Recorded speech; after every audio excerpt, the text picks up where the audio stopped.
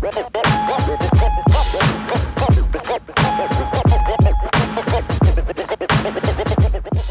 this is Power Card, aka Project Pat, and you're listening to the Baltimore Beatdown Podcast, the best Ravens podcast on the planet.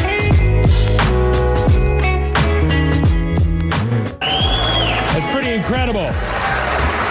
In fact, it's Lamarvelous.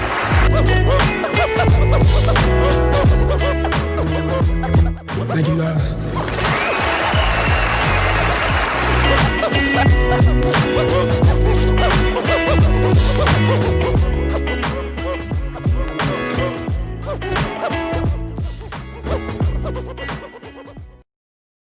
You are welcome, Lamar, and thank you for a little bit of a bounce-back effort here in Week 4. My name is Jake Luke. I'm joined by Spencer Schultz. The Baltimore Beatdown Podcast is back, as are the Baltimore Ravens after a nice little win down there over the Washington football team, 31-17. How you doing, bud? Doing all right. Doing a lot better now. The Ravens are sitting pretty at 3-1 on the year. They will give them a continuance of September 3-1, and it's a nice place to be if you go 3-1 4 times or a 12-4 football team, and you're going to get a lot of home playoff games that way. So the Ravens move down south, down the old Beltway, and to the DC football team, the old Whifters, as Chick Hernandez would say. And it was a fun one. There was, a couple sloppy moments, but I think that considering Ronnie Stanley's out, considering there's been bumps, some bruises, some guys not playing, and a lot of young guys having to step, the Ravens played well. And I think there was some exaggerations on some things, and the offensive line didn't play too terribly and was able to make do. And this, as I said, walks out of September into the real heart of October next week against the Bengals at 3-1, and that's a place to be. You can't complain about a 3-1 football team. Yeah, and people are, and to an extent, I get it. I mean, when you have a 2019 season like the one they did, particularly the regular season, obviously going 14-2, and we kind of, I think, have forgotten what it looks like to win games, not in the pretty sort of fashion that they were doing it, going into LA and just jumping all over the Rams and just beating them however much they beat them by, however much they beat the Patriots by. Some of these really big wins they had last season, it just didn't feel like it had this sort of grit and grind mentality to it. It felt like they were just kind of walking over the league. And I think fans maybe understandably got a little accustomed to that, maybe got a little bit spoiled. And I feel like we're kind of back to watching a somewhat normal, regular, but still very, very good football team. Like you mentioned, 3-1 4 times is 12-4. And whether that's the record, whether it's, 1 or 2 less or 1 or 2 more, I think you're, looking at a good team that is relatively complete, that does have some problems, isn't playing perfect football right now. But as we saw last season, you could be playing your perfect football, at certain points throughout the regular season, and then get to a point where it matters a little bit more, and all of a sudden you're not playing your perfect football, and you're out of the conversation. So, some things to clean up. Offensive line, not great necessarily. Some people having some concerns about Lamar. I'm not one of those people. And some people having some concerns about the pass rush. All somewhat understandable to an extent. But like we said last week, it is a long season. No need to get too low after a loss to the Chiefs. No need to get too high after a win like this. And in my opinion, no need to get too low after a win that didn't necessarily look very pretty, but in my opinion, was pretty convincing. Right. And like I said, it just, you mentioned these things, not getting too low, not getting too high. And if you're not doing those things as a football team and you end up going 3-1 4 times, like I mentioned, being a talented team isn't perfect. Who is perfect right now? The Chiefs? No You're one? Perfect. In every way. I wish, buddy. They're not perfect. No, they don't have a perfect offensive line. They don't have a perfect pass rush. They don't have a perfect secondary row. But they have a good offensive line. They have a good secondary. Teams make plays. And I think that while we cover the Ravens, you and I both watch a lot of fucking football. And I think that Ravens fans need to step out of the microscope, or step out from behind the microscope of the way they look at this football team, and go ahead and watch other teams consistently. Try and go back and watch some other games. Go on Game Pass. They make it free, especially if you're a season ticket holder. You got free Game Pass. Go watch some other games and see that some of the teams that are really good football teams play some shitty stretches of football at times. And that is the sport. It is an ugly sport. There's a lot of beautiful plays. There's a lot of beautiful little takeaways, but it is an ugly, violent, messy sport. And to be so kind of sour after pretty handsomely beating this team where the DC team kind of, I hate to say garbage time, but they made it look a little better than it was at the end, 31-17. The spread was 14 points and it was a push. I mean, 14 points is a fucking huge spread. The Ravens pushed it. You could have gotten through. I just had a little for a quick second there, but a lot of people had 13.5 point spread. Ravens covered a 13.5 point spread. What do we want here? They're not perfect. Ronnie Stanley's out. Don't overreact to it. Watch some other football teams. Go on some blogs. Go on some websites of some other teams. Go look at the fucking Cowboys right now. They have all the talent in the world and are 1-3. They're the 1-3. Look at the Eagles. Look at the whole NFC East. Look at the Cardinals. All these other teams. Yeah, I think the funny way to compartmentalize what you're saying, sorry to interrupt, is a tweet that I saw that this loss drops the Washington football team to 1-3 and first place in the NFC East. Still. It's sick. I love it. It is, but go look around football. Look at some other teams. I mean, the Bills, who are like the sweetie pie darlings of the NFL right now, one of them at least, narrowly escaped beating the Dolphins. And the Dolphins have no business, being better than maybe a 7-9 football team this year. And of course, that's a divisional game, but I just encourage Ravens fans to step out, as I said, from behind that microscope and go look around the NFL. The Saints were down 14-0 in Detroit. That's going to be a talking point in a win for them. There's a lot of other places where you can go, and there's going to be negative things. And in a COVID-shortened year, the Ravens are one of the most complete football teams. They have the continuity, the coaching, the discipline for the most part. And while it's still fresh that the whoop ass that the Chiefs busted open, it hasn't expired yet, it will expire in the mind of Ravens fans in the next couple of weeks. And they're going to get that bye week just a little bit earlier. And this might be stupid later, but I kind of like it being a little bit earlier after a little easy stretch so they can really mentally prepare for a tough part of their schedule. And I think it'll be good moving forward. So in the end, I think this was a strong performance by the Ravens. It wasn't, their cleanest performance, but they ran the football pretty effectively, 4.5 yards a clip. They stopped the run effectively, only allowed 3.1 yards a clip. DC team hit a screen pass and a couple slants and some things, but they got after the passer.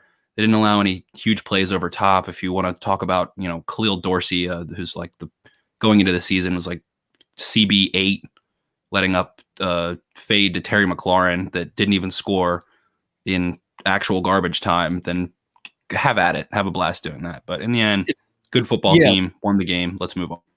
I think it's partially sort of summed up by an interaction I just had with Cole at Cole Jackson RSR, who gets so much play on this podcast at this point that we just pretty much have to have him on here at some juncture. It'll probably happen soon, but go follow him.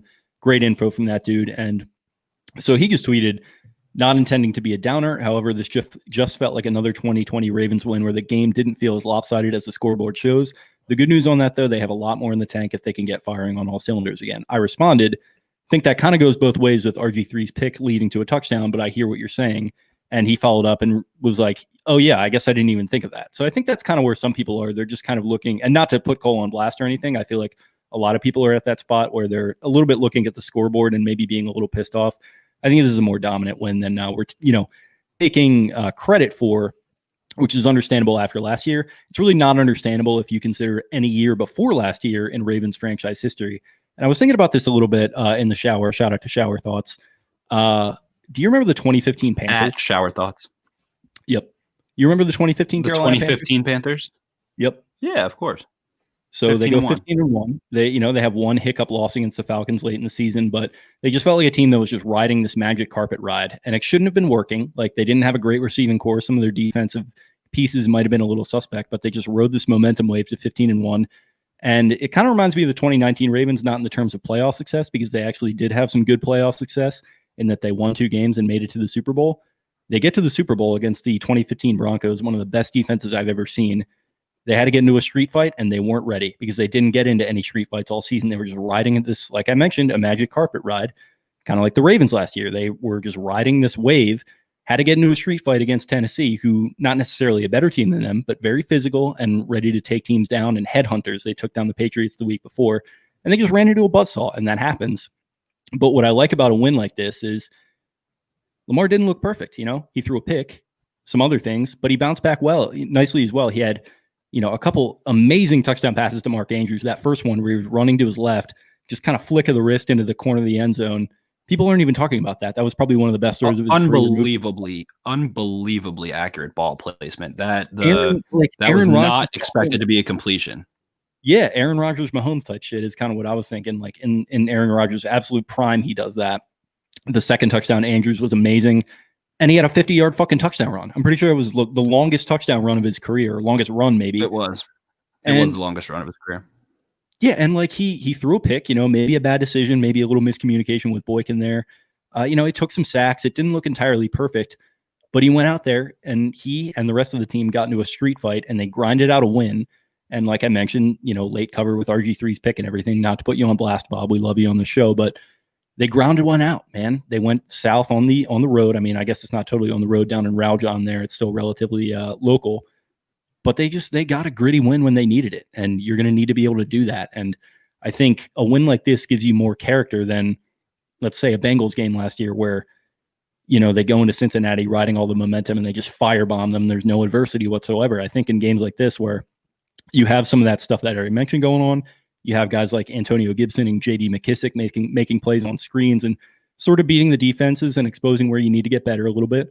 Maybe DeCosta looks at that and says, we need to make a change. Let's go get a guy on defense. Maybe he looks at the receiving core, maybe still not being totally there and saying, let's go get a guy on offense. But I don't know. It just felt like a gritty kind of grinded out win that you need, and that'll develop character for you, eventually. And I kind of don't want to be Mr. Homer that's going to like positively spin everything. I think I don't do that at all. I try not to get too high after a big win and too low after a big loss. And, I feel like people are maybe being a little too low after what was a nice win here. So just trying to, round things out, as it were. Exactly. RG3 had every right to chuck up that fucking bomb. Let's be honest here. Had every right to chuck that up. If he had hit that, can you imagine what his teammates would have done? Like, they would have rushed the guy on the field.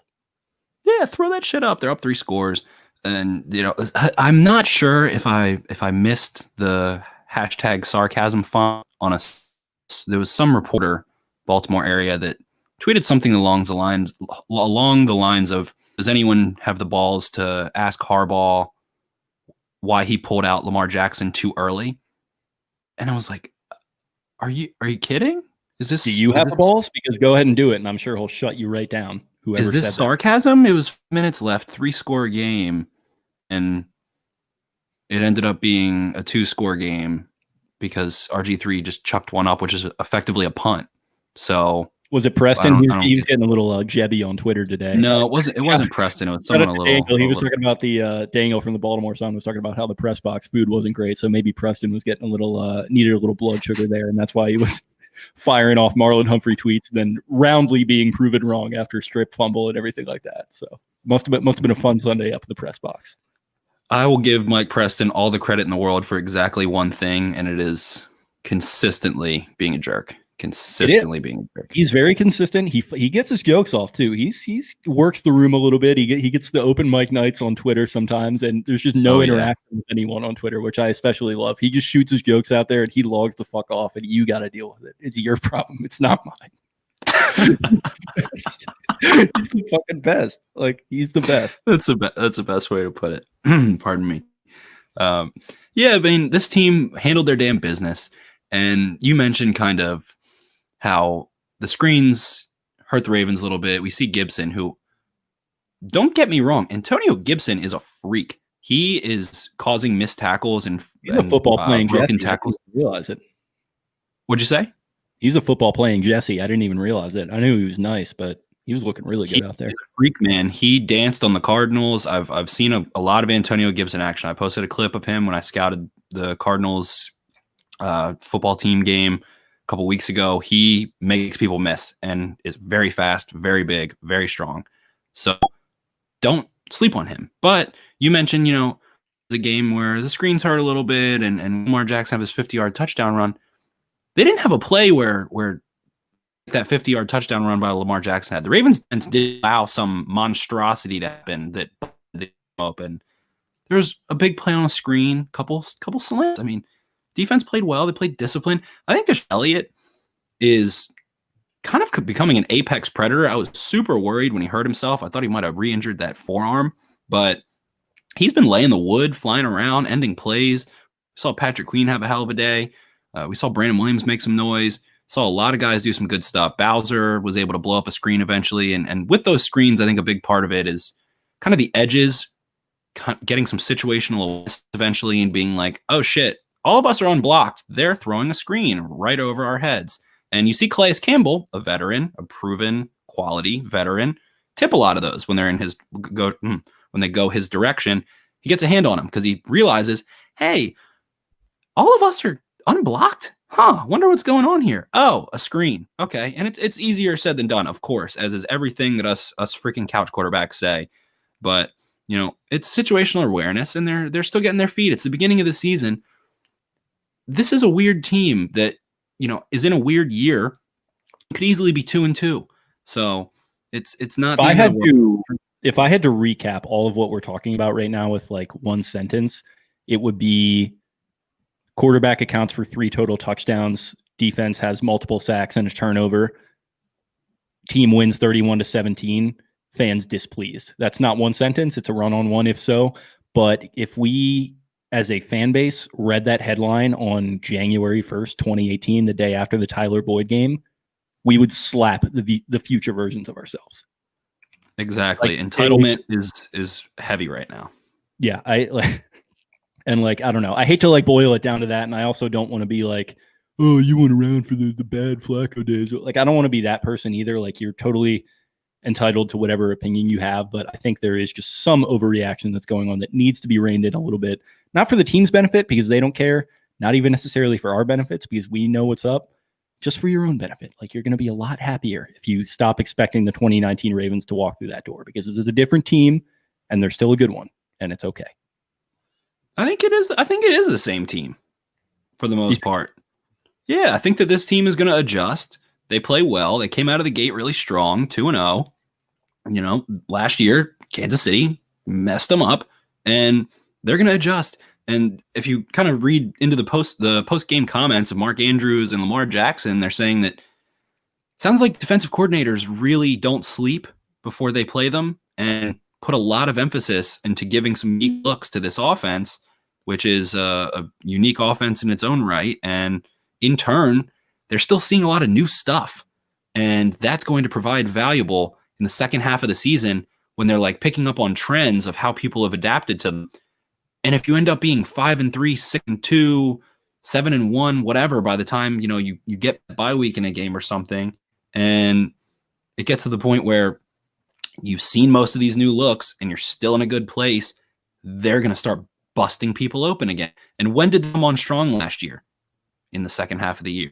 So Harbaugh will get this squad rolling, experienced coaches. They're going to get it right. You need to acquire a receiver or an edge rusher or some offensive line depth or anything in between. They will. Or maybe not even that. Maybe not even that. They needed something like that at this juncture last season, and they got a cornerback who proved to be a massive, pickup, even though at the time most people would have said they didn't need a cornerback. But Jake, he let up a big play last week. He let up a big play or two. Yeah, we're getting some bad Marcus now, which is it's going to be a fun experience. Fans are going to I think they're going to react in some fun ways to some bad Marcus plays, but I'm not giving up on that guy. I mean, there's no reason up on him. That's what I'm insinuating. He's a fucking football player. He's going to miss a couple plays, get beat a couple times. That's his brand, and that's great to it. Who cares? He's a playmaker. Ed Reed did some dumb shit with the ball in his hands sometimes, and I would never complain. DK Metcalf sent Stephon Gilmore, who is probably still the best man corner in the NFL, into the shadow realm. Stephon Gilmore had 150 yards and a touchdown in that game. Everybody has bad games. Everybody has bad plays. You can't expect perfection as a fan, or you're just going to be miserable all the time. Be happy. You're watching 3-1 football team that just came off a 14-2 season. Hopefully they're able to make some noise in the playoffs. So keep the big picture in mind. Enjoy it. You had a quarterback that just ran a 50-yard power read option and stiff-armed the living shit out of someone, and it's no one even cares. No one even cares. Literally. Yeah, That's like it's an insane. all-time highlight. Yeah, it's like if this were any other year, like before 2019, I mean, and I don't want to be reductive and like keep bringing that up, but I mean, it's just the truth that like this fan base is maybe a little spoiled after last year. And I don't mean to I don't mean to compare them to 2019 either, say that they're not as good, but just that they'll get there, maybe they won't. Like, so Vince Gilligan is the creator of Breaking Bad, right? He said that Breaking Bad became multiple different shows over the course of him making it because of actors leaving, whatever. And what he said, which I think is a salient, smart point, is that a television show is a living, breathing thing. To me, a football team is a living, breathing thing throughout the course of a regular season. You can make changes. You can maybe not even make any changes personnel-wise and still have changes, develop throughout your team over the course of the season. So it's a living, breathing thing. We're just going to keep moving forward. And honestly, I'm more encouraged than I am discouraged at that point. If you're in the opposite camp, then that is your right. But I think you're living wrong, my friend. Exactly. So with that, I think, before we get into the mailbag, which is just do this one tonight, a couple final little quick thoughts before we get into it. I think Tyus Bowser played another strong game. I think that we heard Matt Judon. We heard Marlon Humphrey talk about Matt Judon's mindset going into this week and how essentially Judon didn't feel that he played up to his stand last week, which I think we can all agree with. And I think he's caught a little bit too much flack for that, but really strong day today, again, in the run, in the pass. I think Judon played outstanding today. Say what you want, yada, yada, yada. But I think he played really well. Deshaun Elliott, Pat Queen, a lot. I think Bradley Bozeman played an awesome game. Of course, we all love to say, can't judge the line until we get the all-22. But you kind of noticed that when there were big runs, when there were big plays, that Bradley Bozeman was doing a hell of a job and had somebody lop. So I think that a lot of guys stepped up. We saw Hollywood and Mark Andrews get back on track, which is really encouraging to see. So I think there was a lot of positive takeaways from this game. And in the end, don't be frowning when you're 3-1. Yeah, exactly. And to your point, I think you wanted me to clip the audio here for the Humphrey soundbite. I'll see if I can pull that up. Yeah, go for it. It was a good vibe to put on. Coming up that last game, I think everybody was kind of looking themselves in the mirror here and there, and Judon was like, "Man, I just gotta do more. I just gotta do more." And he was, very critical of himself to me.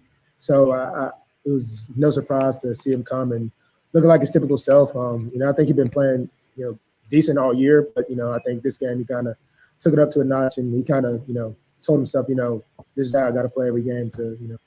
Yeah, so I mean, that's pretty much sums up where I was at with Judon, where I'll continue to be at with Judon, where you knock his productivity all you want, but the guy's in there working his ass off. And I think ultimately he wants to earn a contract, and I think the numbers are going to show up and they're going to get him one, whether it's here or elsewhere. And I think today was the start of that. 2 sacks, some people saying, oh, it was unrust, whatever. Like, I don't totally agree with that, especially not on one of them. And I think this is a good stepping off point for Judon, good stepping off point for Mark Andrews, who quietly had one of his better games in recent memory, which was nice. I mean, and I don't want to get too cute. I tweeted out the Dwight Schrute I state my regret clip with those two guys having big games. And to be fair, like, I was kind of critical of Andrews after that, game against the Chiefs as well. Got to step up more in big games. You can still stand to that and whatever, but these guys are human beings. They hear your criticism, and I think they're going to take it to heart, and I think they did today. And Andrews, I think, was tweeting some stuff and talking in the press conference about how he heard the criticism, which is good to me. Like, get pissed off, go out there and shove it in everyone's face. That's what I like. Yeah, he's trying to improve. He's working on craft. He's a hard worker. That's evident. That's extremely evident. The Ravens kept him essentially over Zarius, and say what you want about that. It's always easier with hindsight and to see with Smith having a little bit bigger of a year last year in Green Bay, but Judon's working tail off, and it feels like this team as a whole is very businesslike, professional. If they go about getting better, the way that they go about handling losses, the fact very rarely lose 2 games in a row and have just been winning a lot of football games. That it's not by mistake. Can't really win games by mistake. National Football League over this period of time that they've been doing it for a year and a quarter now. So at this point, they're ready to buckle in. Work. They love the work. Harbaugh has them in this militaristic type, football locker room, and they work their tails off, man. That's the whole thing. Nobody cares. Work harder. They embrace that as their mantra. And I think that's what separates them as one of the, most productive and effective and winning teams in football right now.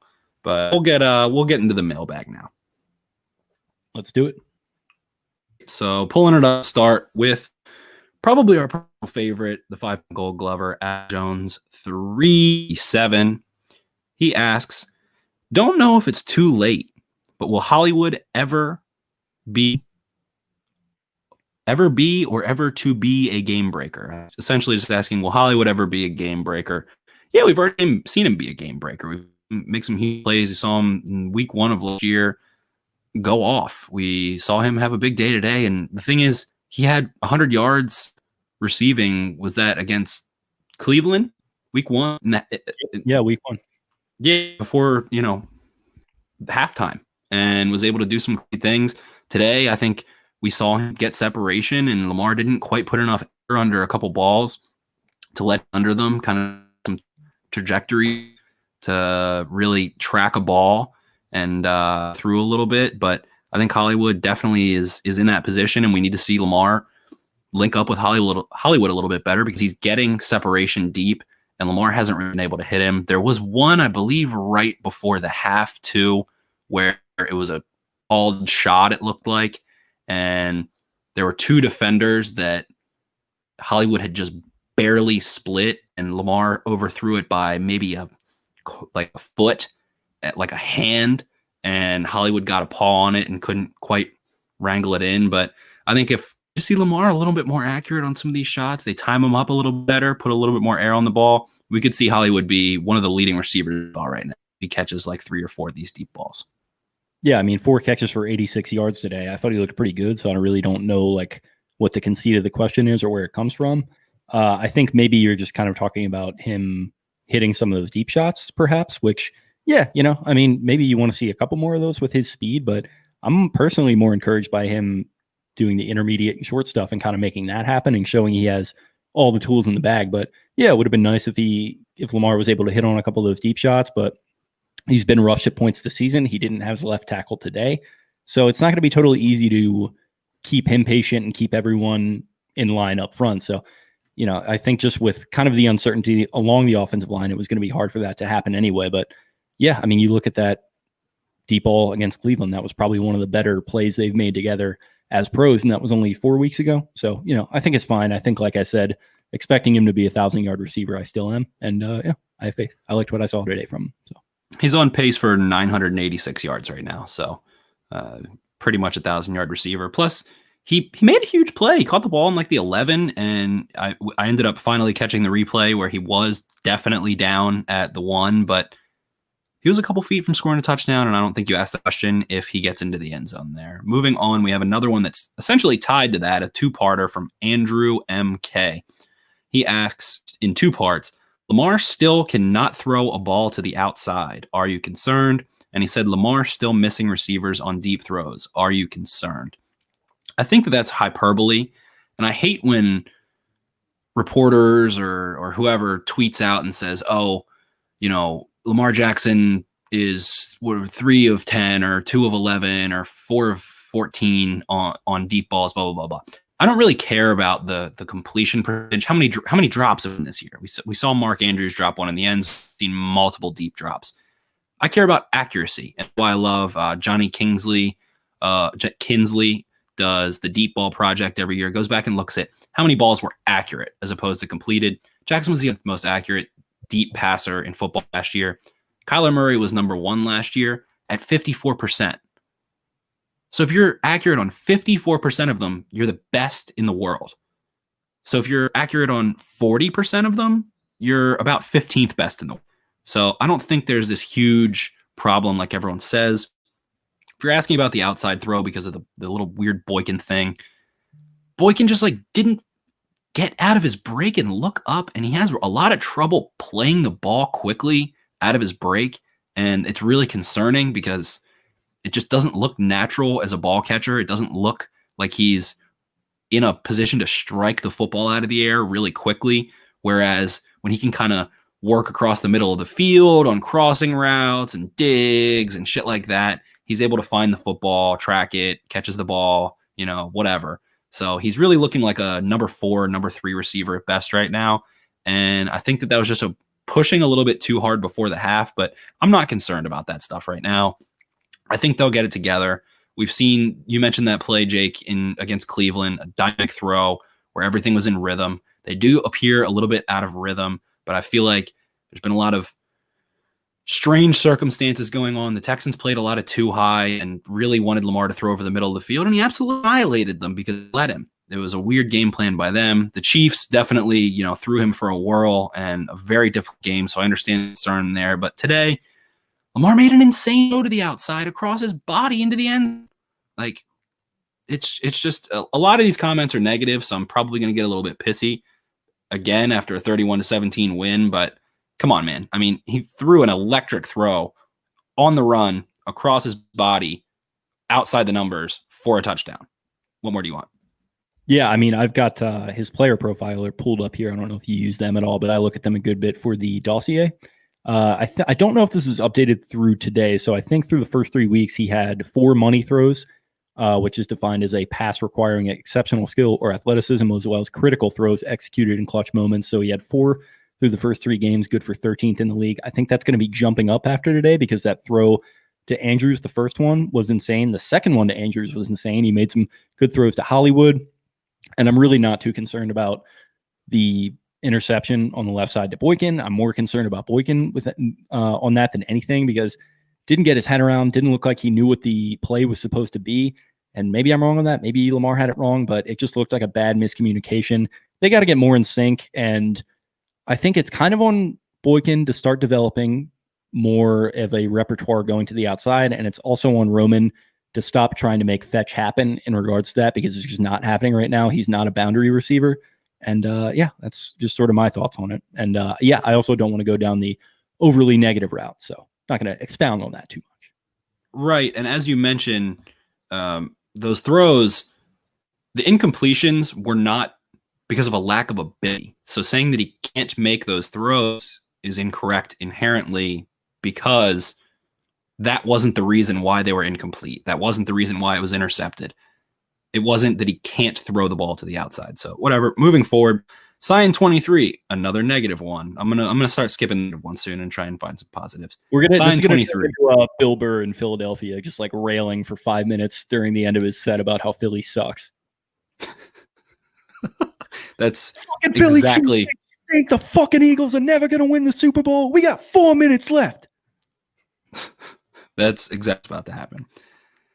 What are your biggest concerns so far with the team?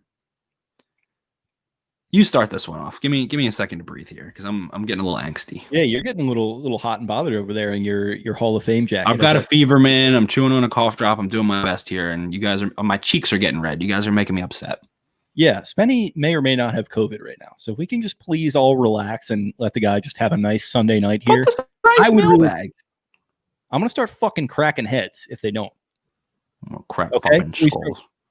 Yeah. Okay. So yeah, my main concerns, offensive line just looks a little frantic and frenetic, and Stanley's health certainly did not help with that, forcing OBJ into a weird spot at left tackle today.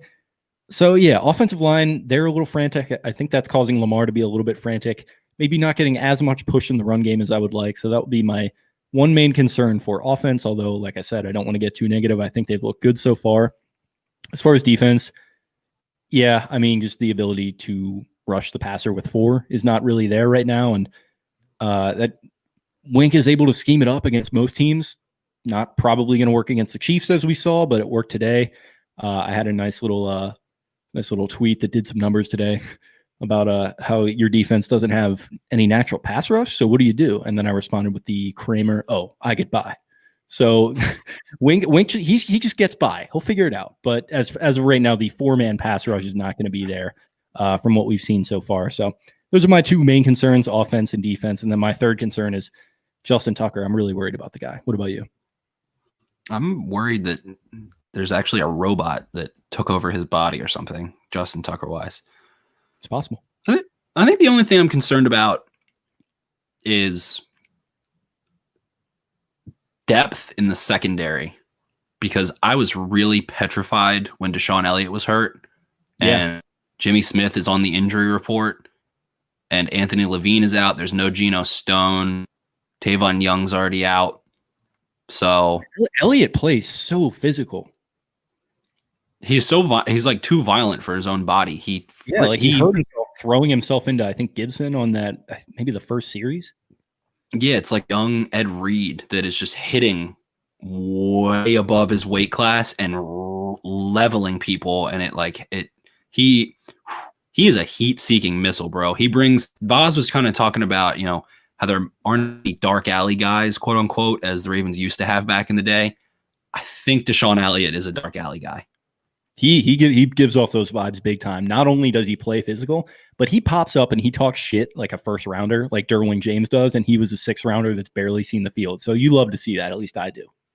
He is literally animated like the Joker. He had an incompletion and he's like crawling around on the ground, running around like a psychopath. I love it. Gives a lot of energy. The other concern I have, I hope the next time he misses like a big tackle and he gets he's in a press conference and they ask him, "Hey, Deshaun, why'd you miss that tackle?" And he just leans back and goes, "Do I really look like a guy with a plan?"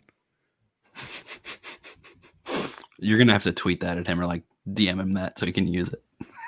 Next time he just goes too Joker. I'm not going to tweet it at him because he's going to miss a big coverage, and I'm going to tweet it out. It's going to make him mad if he sees it, so I don't want him to see it. But send it to him like on like a Wednesday morning. Be like, "Hey, if something happens, you should if the media ever gets snippy with you, just respond that way." Yeah, and then like whoever he hits is actually Two-Face. He's just like squirming around in the chair, like, "Rachel, no, you made me this way." The other concern that I have is receiver.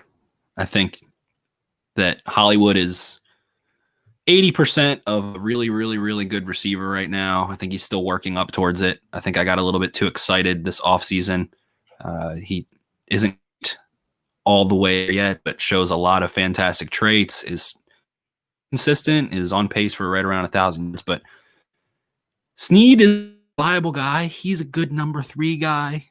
Has a nice role as a move blocking slot guy.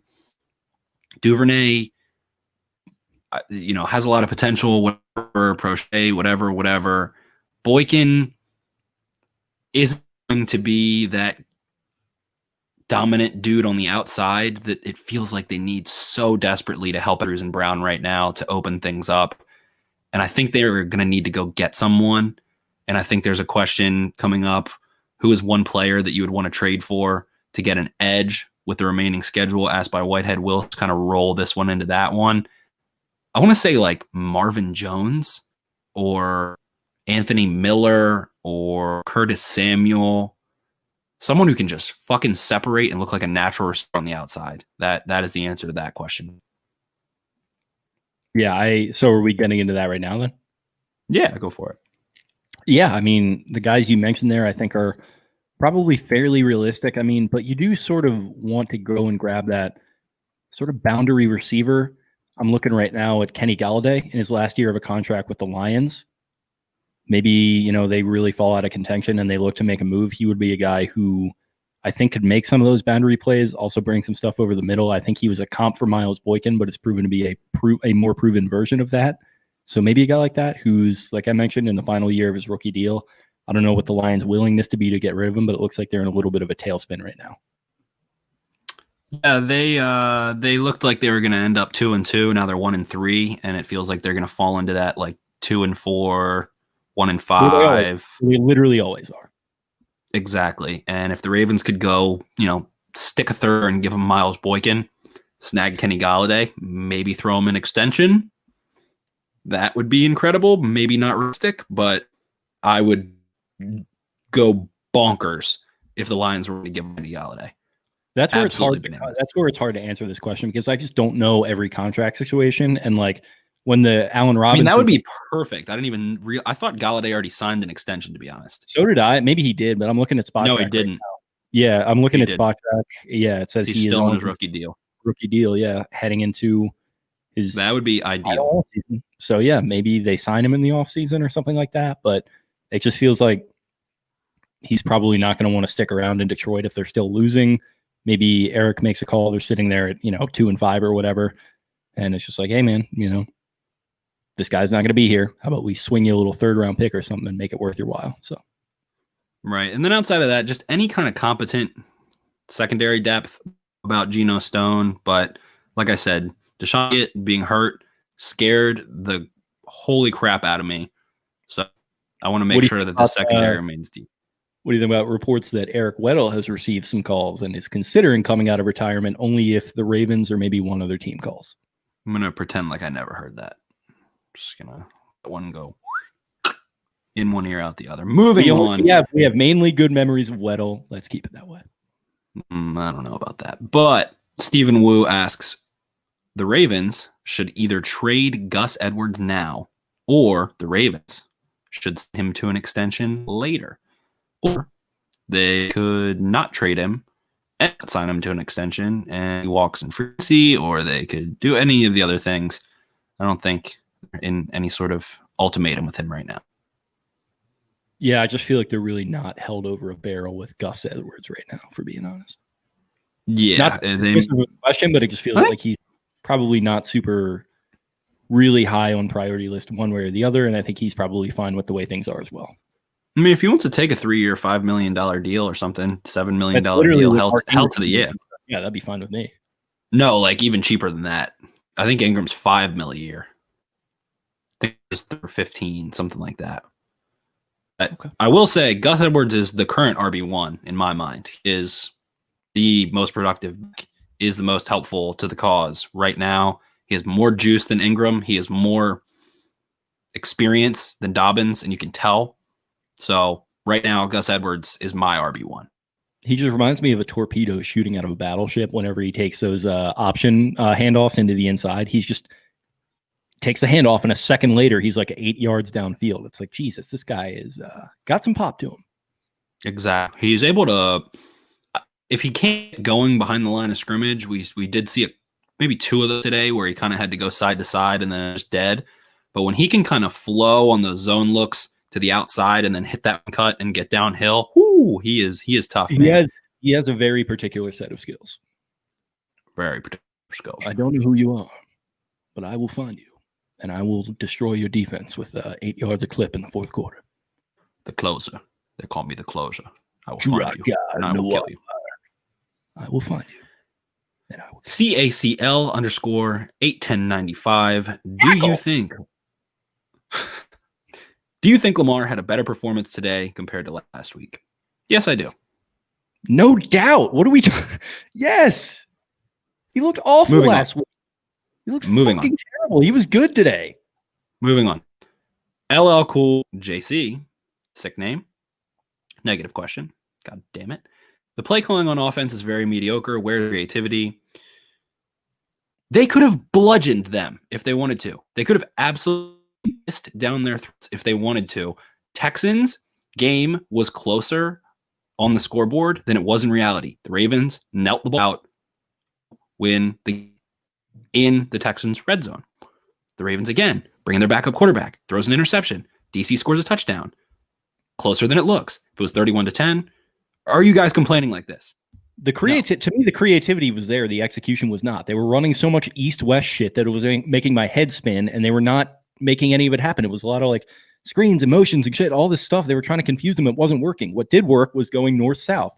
Quarterback draw, 50 yards, up the middle, touchdown. Mark Andrews up the middle, touchdown. Mark Andrews running to the left. Lamar gets out. Old-fashioned pitch and catch, touchdown. Mark Ingram, touchdown up the like just get north-south. Moving on. Well said. That's all we needed. Moving on. ZJ Batman, one of our favorites. Feel like this was a better pass pro game than expected. 1 of 2. Thank you for the positivity. Zeus Jr. in particular seemed to have a bounce back game. Big confidence booster for him? Yes, I think it was a big confidence booster for him. I think it was a big confidence booster, pardon me, for the Ravens brass to say, oh shit, this guy can play some left tackle a little bit. All right, Montez Sweat, Ryan Kerrigan, Dean Allen, these guys all mixing it. Orlando Brown can be competent as on either side. L to the yeah. If you take that to mean that Ron Stanley should not be a Baltimore Raven next year, I will slap you. Do not put those words in my mouth. Offensive line is always the thing that you just, as a fan, you're just so willing to get cute with when things are going well. And when they're not going well, you're just so angry that you were trying to get cute with it. So no, don't get cute. I mean, it is a good thing for Zeus to get those reps at left tackle. Played it in college, and if they need him in a pinch, he's proven he can do it to a good extent. I mean, this is a good defensive front, even without Chase Young and Matt Ioannidis. You still got some dogs. Montez Sweat, very good. The other dude from Alabama, pretty good. Jonathan Allen is his name. And man, they got some players, and he held up pretty well, I thought. Ryan Anderson also had a decent game. I think he had a sack. Ryan Anderson's a good player. He is, but he did get juked out of his shoes on that. Or I wouldn't say juked out of his shoes, but he got totally swallowed up on that Lamar touchdown run. So this is a good defensive front, and they held up pretty well. I also believe, going back to trade candidates just quickly, Anderson, dude that I love, low contract. Yeah. I think he plays Baltimore Ravens football. I think he is the answer to get a low contract. I think an ideal situation would be if McPhee is able to stay healthy, bring him back if you want, have Ferguson, re-sign Bowser for a pretty, mutually beneficial deal. I don't know what they're going to do with John, so I don't really like predicting that shit. But go get a guy like Anderson, give him a modest contract. That's an okay group. You can draft someone. You can find an elite talent somewhere, yada, yada, yada. Ryan Anderson. Moving on. EJ2KH. What do the Ravens need to do to win a Super Bowl this year? Win a Super Bowl this year, you said? Yeah. They need to not peak at the wrong time. So like I was talking about earlier, they just go through, they roll through the regular season, just, mollywop everyone, for lack of a better term. I'm a vulgar guy. I apologize. And they just, and you can't knock them for that. Like, what are they going to do? Not blow teams out when they're just absolutely rolling, but grind some of these wins out. Like, get in the mud a little bit. Fucking be like Bane, being born in the darkness. And then when it's time to go and play that big game again, and you already got thwopped by the Chiefs, so you know what they're going to do to you. You're going to have, a little bit of tape, maybe hopefully a little bit more ready for a rematch against them. Maybe you play some of these other teams. Maybe the Patriots are in the mix. Hopefully Cam Newton is healthy by then. Prayers are up for him contracting COVID. Steelers might be in the mix. They're going to be a tough physical team. Grind out some of these games. Find out who you are. Don't peak too early. Don't read your press clippings. Don't go on a bye week, or what was ostensibly 2 bye weeks for them last season heading into the playoffs, and just overlook a team. Just keep it in front of you week after week and just play the games to your schedule. Don't worry about the Super Bowl. Don't worry about any of this shit. Just week over week, just keep stacking wins and learning something every single week. And I don't want that to be, again, I keep saying sports talk radio guy. I don't want to be talking in generic. I don't think you're sports talk radio at all. And saying that you're on the money. Keep it going. Yeah. And the reason I say that is because I think this team has the talent. I think they have the coaching. They should be able to win a Super Bowl. So it comes down to mindset. Just do what you need to do to get into the right mindset heading into the playoffs, and then win 1 game in a row, 2 games in a row, 3 games in a row, 4 games in a row, no matter what you have to do, however many it is that's going to be on your playoff schedule. Should you make it, we'll see. But don't peak at the right time and have the right mentality. That's all I got. Peak at the right. Yes. Don't peak at the wrong time. Peak at the right time and have the correct mentality. Absolutely. Just that is all beautiful. Well, I'm going to put one sentence to piggyback you. Find the blockbuster move at the right price. That's all. Like a Frank Clark for the Chiefs. Find the right player. Find a missing piece. There's someone out there. Find him, get him. Moving on, B-Rose 931 is concerned about the passing game. After weeks 2 to 4. Yeah, I am concerned. I'm concerned about only having 2 horses in Brown and Andrews. I think there's, some number 3 guys, some number 4 guys, not even number 3 guys. I think there's a lot of number 4 guys. I think there's a lot of nice role players and young players. I really would love to have Hayden Hurst on this team still. I kind of was really worried, and we haven't even seen the doomsday scenario, which is that Boyle or Andrews has to miss time, but didn't really get that one because it felt like having Hurst and Ricard and Boyle, and then of course Andrews was just such a fucking weapon and allowed you to do so many versatile things and keep those guys fresh. Great for a run heavy team too. For a run heavy team, absolutely. So having Hurst, the guy who can be more confident than Miles Boykin as a wide receiver, it feels like, do love J.K. Dobbins. I do think he's going to be great. He passes last week. He splits out wide, whatever. Not a better receiver than Hayden Hurst. Better blocker than Hayden Hurst. Can't do some of the versatile shit that Hayden Hurst can do.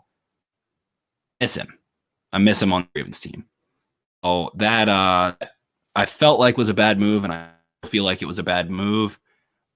If he really has to push the envelope and get out of Baltimore, it felt like, and they were able to get, high round value for him. So that is what it is.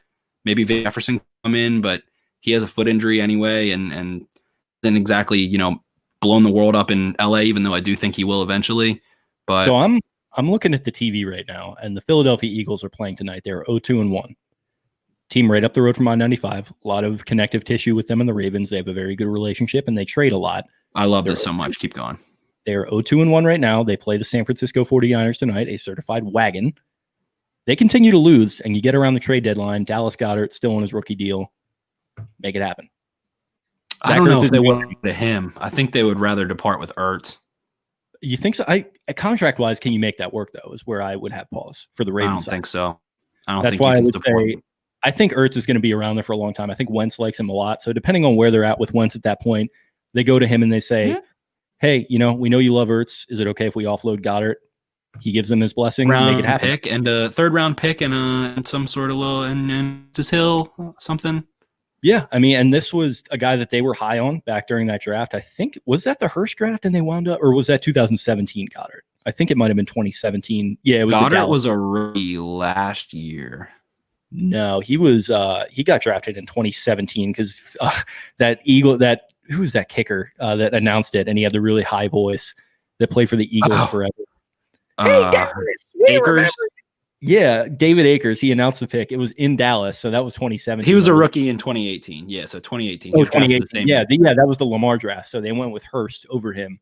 They had interest, though, by all accounts. And I remember him talking about how he'd, love to come up to Baltimore. They all say that, whatever. But, he would be a guy that I think would be a great fit in this offense as an extremely versatile tight end. Great receiving option. I feel like I don't know a ton about him. I feel like with his physical build, he can maybe be an asset in the blocking game. So he's a guy I'd definitely be keeping my eye on as well, because Howie Roseman, not afraid to wheel and deal. And that would be a guy I'd keep my eye on to bring it back to the trade question. Blocks his ass off. Yeah, and also to sort of answer this question as well. There's another guy. Yeah, hell yeah. Moving on. Biggest concern? Nope, not going there again. Do you think the O-line will eventually gel?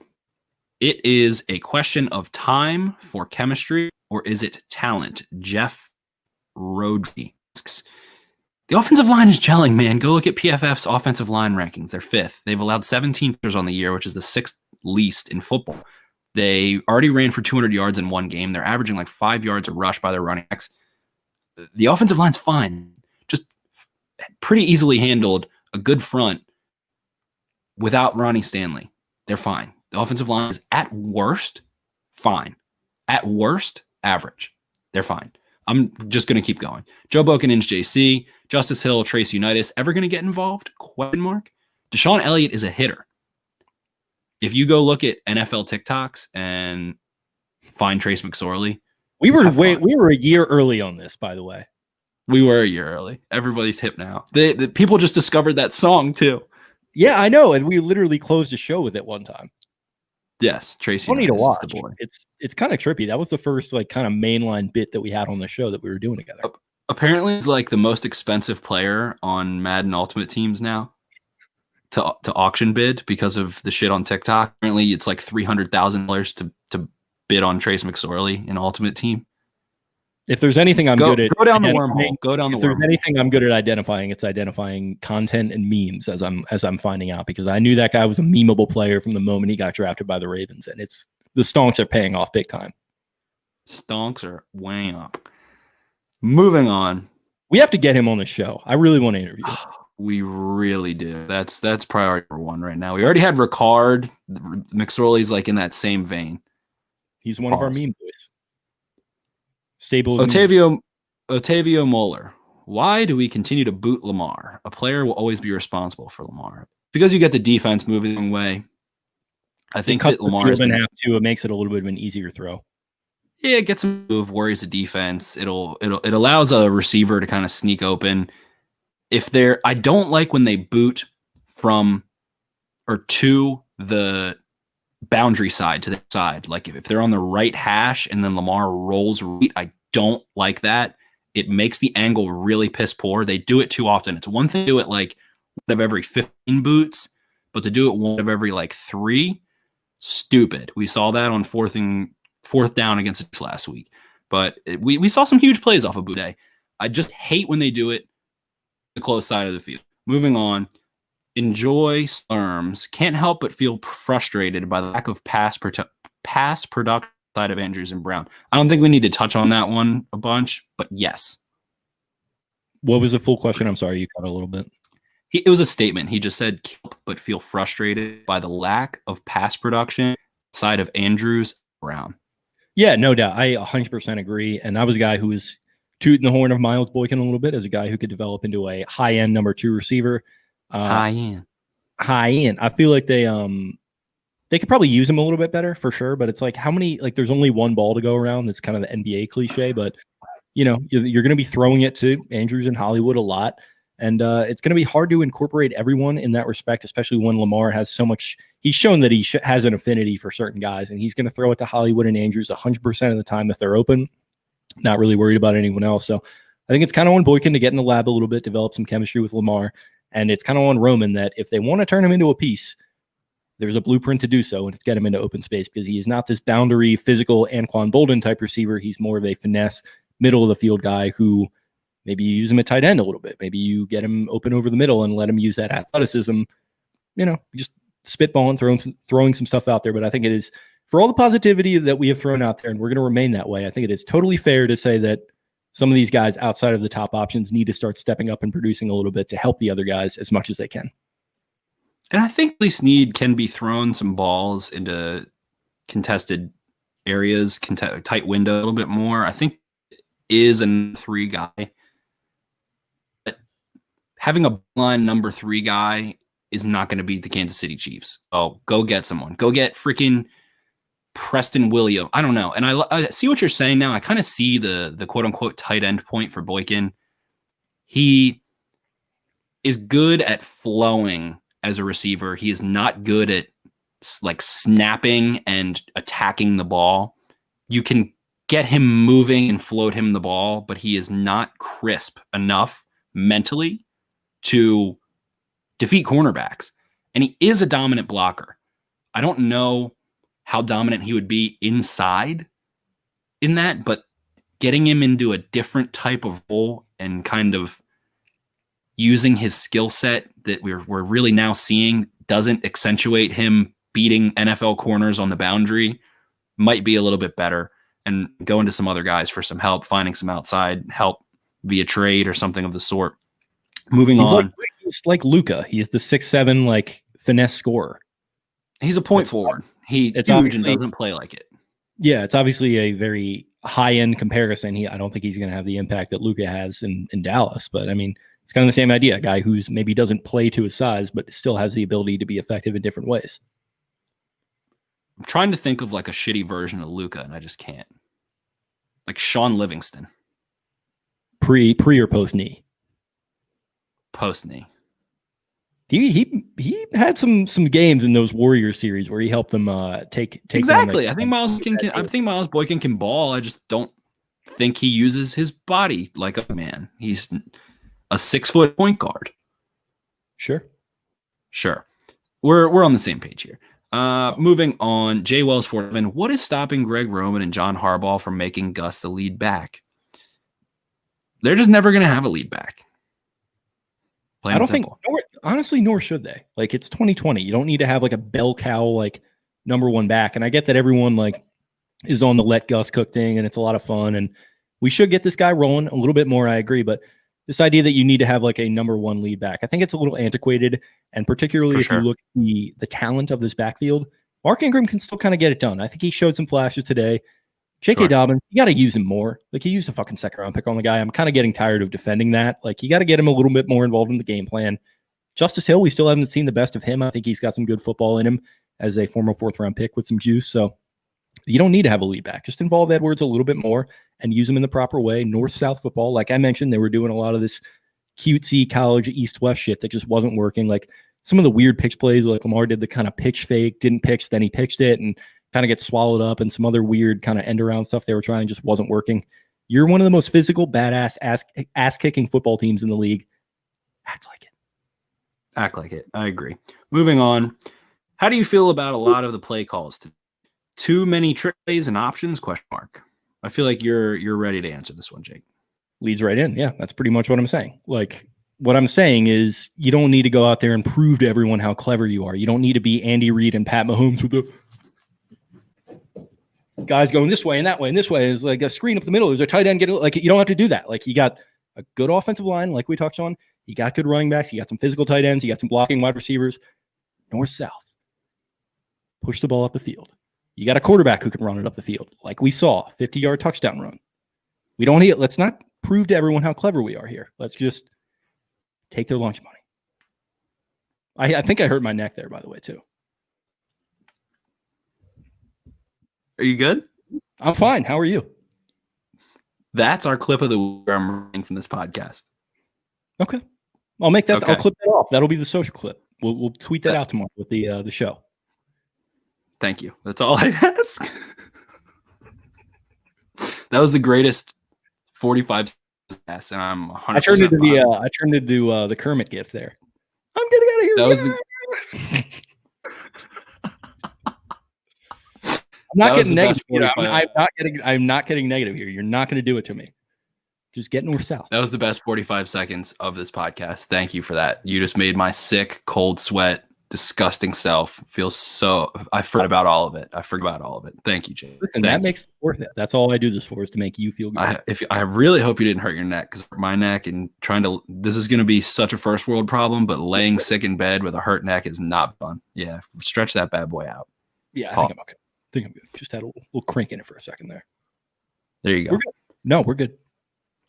All right, let's try. I'm going to try and like mega group these last ones so we can get out of here. Let's see. Jason Woodbury. Which wideout will have the most significant role come later in the season? Not named Hollywood. Great question. I have to say Duvernay, I guess. We just haven't seen the dude ball down the field. Can he, that's still a question mark, but based on him being a literal race car, sorry to trigger Ken McCusick, being a freaking F1 21.5 mile per hour demon on that turn, not really fucking up anything yet, and catching over 100 balls at Texas last year. Sounds like Duvernay to me. Yeah, I agree. And I think that's probably a good choice for them to start getting him involved, because I do think he has a juice. I do worry a little bit that he's in that spot where, like, maybe not these days where pretty much every quarterback is at least competent, but back in the days when you would have like whatever Brandon Whedon or whatever Jamoke, and there would be some like super athletic, like fun backup quarterback, and everyone would be clamoring for them because they hadn't gone in there and made the big mistake yet. Hoping it's not like that, but I don't think it is. I just think he's another guy who, again, you have to kind of know what you're doing and know how you're using him, as opposed to like, oh, hey, let's try to do the square peg in the round hole thing and, not necessarily using them the right way. Just know what you're doing, know what you're getting into, use them the right way, and he could be very productive. So that's a good answer. Love it. Moving on. Fat Top Boy, mega pause. Our pass D ain't all that. Marlon Humphrey's really good. Mark Peters generates turnovers. I think Patrick Queen has been better in coverage than people realized, and some nice, throws and catches on him. I think Deshaun Elliott was covering a lot of ground. I think the linebackers can kind of do some interesting things. I think they're better than it. I think that 25 plus teams would instantly be like, yes, we would take their best defenders. I think they're definitely top 10. Yeah, and that kind of came in a Twitter question as well. How did the secondary look versus last week? Last week they got toasted. I mean, they, straight up, they got beat. And I think they looked better this week. And I think some people are, again, misremembering things and forgetting that a lot of it was the screen game and sort of the linebackers getting mixed up. And there was one screen that really hurt them. Other than that, there was a couple okay ones. Nothing deep until absolute trash garbage time at the end of the fourth quarter. There was one deep ball on the Ravens' second practice corner. Yeah, it was Terry too, who's their only like receiving option. And I forget who made the point, but it's kind of an encapsulation of where they're at with these screen passes hurting them so much. They're very big and they're very young in certain spots. So it's going to be tough to diagnose them, and it's going to be tough to catch up with them once you have diagnosed these screens. So it's just not a good formula overall, but hopefully they figure it out. I forgot who made that point. It might have even been you, but credit to whoever made it. But you do. If someone keeps blitzing you, you're worried about this rush, you throw screens to neutralize the blitz. That's an adage as old as time itself. Moving on. J Rose 093. Trade for an elite pass rusher, question mark? Is there anybody out there? Is there anybody out there? Yeah. I mean, I'm sure you can go look at all 32 teams. There's somebody somewhere that's not that Melvin Ingram or something. I don't know. It's just like feels like I'm talking to my Wink likes the blitz, and it's a philosophy. It's not like he's doing it. Like maybe they would tone down a little bit if they had. I don't even know. I don't know who can they get. I don't know. They're expensive, man. I don't. Sorry, I was just doing a little Eminem there. Continue. I love it. No, man. I don't. Sure. They trade for a pass rusher, spend all your money. I don't know. I don't know who they can get. Should have made it work. It feels like that's all I got. Like, kind of feels like that has passed us by. Like these guys don't grow in trees. They're not easy to get for a reason.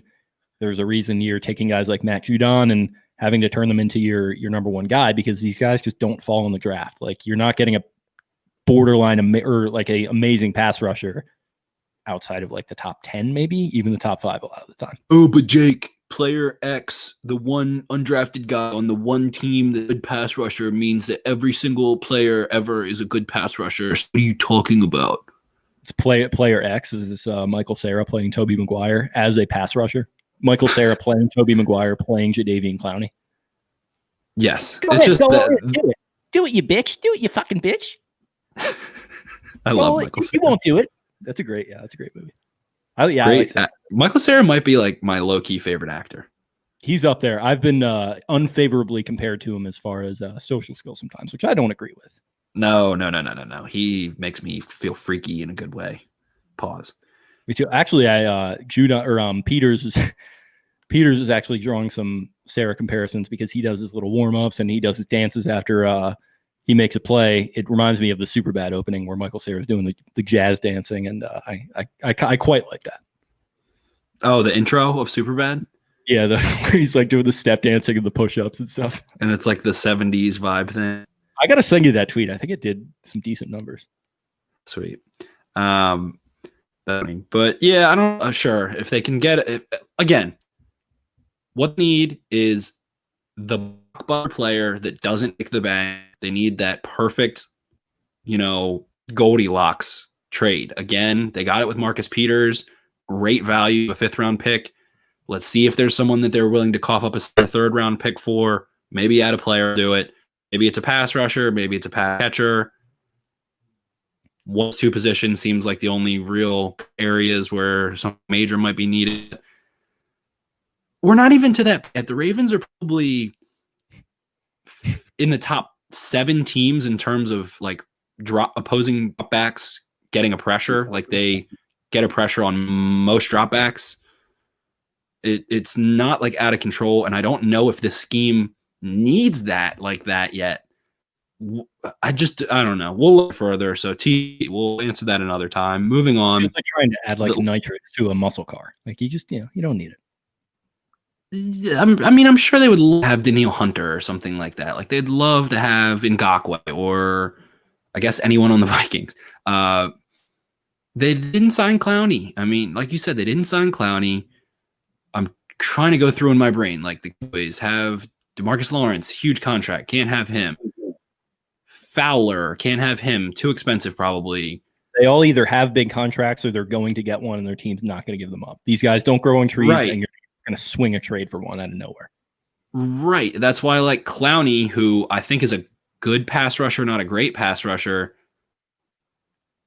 was by the best pass rusher on the free agent market this year. So they don't. It's like offensive tackles and pass rushers, never see them in free agency because no one wants to give them up. So, like you mentioned, Frank Clark, that took a lot of draft capital to get First Frank round Clark. pick. Yeah. I mean, that's nothing to shake a stick at. And the Ravens are in a weird spot with cap, so I don't know if they're. We'll see by the trade deadline. Maybe there's a player that is like a 85 kind of guy in Madden, I guess is the best way to put it, or like a dark green on FF kind of guy where they're not amazing, but they're an improvement over what they have. I don't know. Maybe Jalen Ferguson just takes a fucking step. Maybe that's the answer. Something like that. Got a nice sack today. Yeah, he chased down Haskins and was able to get pressure, basically blow up the play and finish. So you love to see that. But we'll see. I don't know. We'll see. That's all I've got. The last two, D. Smalley 3 and Githens Mazer, kind of ask, somebody go. The O-line is a problem / what's wrong with the O rhythm? Is it the O-line or play calling or no preseason? Again, step back from the microscope. Go watch the Cowboys, who have Tyron Smith, Zach Martin. I think La'el Collins hurt, but go look at some other really talented offensive line. Your expectations are too high. The other players on teams' defenses get paid. The Ravens have a top 10 offensive line. They just whooped DC without Ronnie Stanley. The offensive line is fine. Skura, not playing great of his ACL. I think he is the weakest link. Bozeman. Goodbye. You are the weakest link. Goodbye. I think that Bozeman is playing at like a Pro Bowl caliber level, like a top 10 guard level right now, which you can laugh at me in my face. I thought that he was not ever of being a really good guard. He is a really good guard right now. Orlando Brown has been above average. I wouldn't say he's been playing really well. I wouldn't say he's been playing poorly. I think he definitely proved to a lot of people that he can play some left tackle and move around and be a versatile guy. Tyre Phillips, his form's in, has let up a sack or two, let up like 7 pressures or something, been impotent in the run game. They're fine. All fine. The Ravens are averaging over 30 points a game. They're good to go. Offensive line is fine. Hopefully they stay healthy. That is a bigger task. They have Ben Powers on the bench. They have Ben Bredesen on the bench. They have freaking Makari, pretty good backup on the bench. They have a lot of depth, not necessarily at tackle, but interior, they're all right. They're going to be okay. The kids are all right. Yeah, and listen, this is a sign of an educated fan base that says, how can we fix X problem?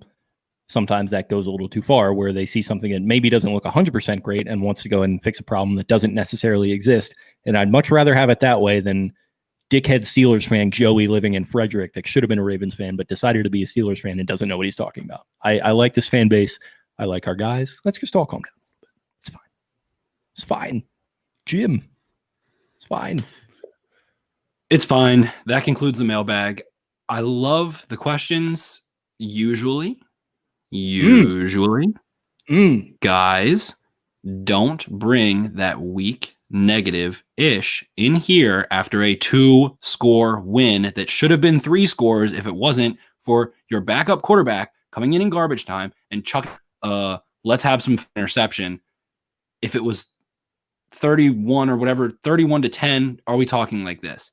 The Ravens handled business. They're probably going to end up being 6-1 or 5-2, God willing. That is definitely what Vegas has right now. So ease up on this team in a COVID year. 3-1, first 4 games, 3-1 4 times, goes 12-4. They haven't put it all together except for week 1 and kind of week second half. Chiefs were tough. There was, they didn't just completely obliterate C, even though they probably easily could have won by 4 scores if they really wanted to. 4 score 7 years ago. So let's pump the brakes on the slander. You're also talking about a franchise that has won a Super Bowl as a wild card and as a 4 seed at 10-6. So just peak at the right time. Let's not go too crazy. Did answer most of them on Twitter via the ones that we just did. Didn't want to get to one from Gaz. Missed most of the game through hiking in North Yorkshire Dales and drinking Guinness. He's from England, if you didn't pick up on that. what happened. So we pretty much already touched on all that. Also, what is the best fall football drink? Pumpkin, Guinness, Buddy L, White Claw, or other? I have heard of 2 of those. Guinness is a strong choice, I think. But I was doing a little Dogfish Head today and some Sam Adams. I like I think it was Dogfish Head Pumpkin. I think I had it last year. I haven't had anything yet. I haven't really drank much. I've been sick. Yeah, to me, it's the pumpkin is king with particularly early fall because you get the fall vibes. You kind of settle in, get a nice scented candle or the fireplace going, and just watch your team put on against the Washington football team and get way too negative about them. It's just a great thing to do. Great thing to do. Wearing a little Oreos pumpkin-esque with a little pumpkin-colored sweater. Butternut squash. This is actually a Guinness Carhartt sweater. Let me see if I can show you the back. Oh, yeah. Oh, that's tight. Yeah, it's pretty sick. I just got it. Nice. That's very fresh. Yeah. So, yeah, Guinness is probably going to be my answer there. If I had to pick one for a football Sunday, pour out a nice tall Guinness, try to play the game maybe if you have the right glass. I do have a Guinness glass because I've got it from the factory where you take your first sip and you try to get it in between where it says Guinness and then whatever it says on the bottom, like beer or draft stout. You try to get it in between those 2 lines. It's a fun little game. Hell yeah. How you feeling? You okay? Yeah, I'm all right. I'm starting to get a little sleepy, to be honest. Getting a little nebbish on me? Yeah, I'm starting to go beta right now. Okay. Well, let's go ahead and get out of here, bud. I think this was therapeutic. It was fun, and I'm glad to see that you were on the same wavelength as me. It didn't need to be. See, that gave me some energy. We didn't need to be therapeutic. We should be happy. Ravens fans should be happy. Therapeutic for our listeners. We were the therapist. We were Dr. Melfi sitting in the seat saying, so what do you think that dream about your penis means necessarily? Shout out to Dr. Melfi. He was always making it sexual. Always. Okay. So we're in a good spot here. We're in a spot. Yeah. I think the Ravens are at worst 5-2, probably 6-1. And all of these desperate expectations of a team that had a 15.5 point scoring margin last year to the positive that, God forbid, is only 10 points a game they win by now is just driving me a little bit loony. But still love our listeners, still love the mailbag. Just be less negative, especially after a 2-score win next time. That's all I ask. A little sick, so I'm a little testy, but we appreciate you guys still. In these uncertain times, that's all you can ask for. We really appreciate you guys listening, chiming in, helping to make our content what it is with your great questions and comments today. Well, maybe not great. We can probably up the ante a little bit next time, if we're being honest. Stop with the negativity because I don't want you to kill my guy over there. But yeah, this was a fun one regardless, man. I'm glad you hopped on with me. Running about an hour and 20, so you ready to get rolling? Let's get out of here. Absolutely. So if you liked what you listened to, be sure to share it with a friend. Go ahead and subscribe to us if you have not already. Leave us that 5-star review.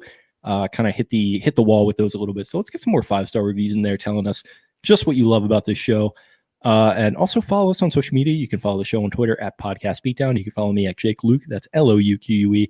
You can follow Spencer at Ravens4Dummies. That's the number 4 in the middle. And follow the website's main account at Be More Beatdown, run by yours truly and Kyle P. Barber, pumping out all our great written content that we're doing, which you should check out as well. But meantime, this was a fun little post-win broadcast. I think we had more fun than our listeners, frankly, but that's okay. Listen, that's gonna, it'll happen sometimes.